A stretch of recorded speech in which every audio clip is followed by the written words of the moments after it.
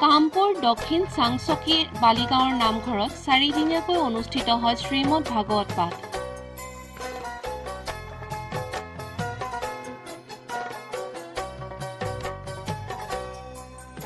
অষ্টাদশ বৰ্ষ ভাগৱত পাঠ উপলক্ষে অঞ্চলটোত এক আধ্যাত্মিক পৰিৱেশে বিৰাজ কৰে।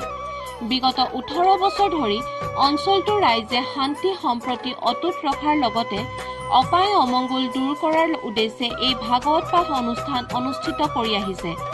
হৰিনামৰ ধ্বনিত এক প্ৰকাৰ দ্বিতীয় বৈকুণ্ঠপুৰীলৈ পৰিণত হৈছে অঞ্চলটো।